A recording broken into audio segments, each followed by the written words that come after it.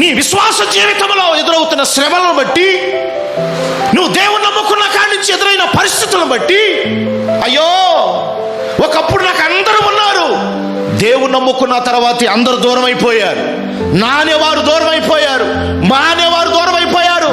నువ్వు దేవుని నమ్ముకున్నావు, నువ్వు చర్చికి వెళ్తున్నావు, నువ్వు ప్రార్థనకి వెళ్తున్నావు, మన అనే బంధువులందరూ కూడా మనకు దూరం అయిపోయిన పరిస్థితులు కూడా లేకపోలేదు. అయినా ప్రభు కొరకు నిలబడుతూ వస్తున్నావు, దేవుని నమ్ముకున్నావు, మరణం వరకు ఆయన సాక్షిగా ఉండాలని ఆశపడ్డావు, ప్రభుని వెంబడిస్తూనే ఉన్నావు. కొన్ని సందర్భంలో నీ ఒంటరిగా ఉన్నప్పుడు దిగులు పడుతున్నావు. ఏమని ఆలోచిస్తున్నావు? అందరూ ఉన్నారు కానీ ఒంటరిగానే ఉన్నారు అని బాధపడుతూ దిగులు పడుతున్నావు. ప్రియులారా, దావీదు కూడా ఒంటరిగానే అయిపోయాడు. ఇప్పుడు అలాంటి ఒంటరి వాడిగా ఉన్న దావీదు, ప్రియులారా, దేన్ని బట్టి ధైర్యం తెచ్చుకున్నాడో తెలుసా? తన దేవుడైన యెహోవాను బట్టి ఏం చెప్పుకున్నాడు చెప్పండి? ధైర్యం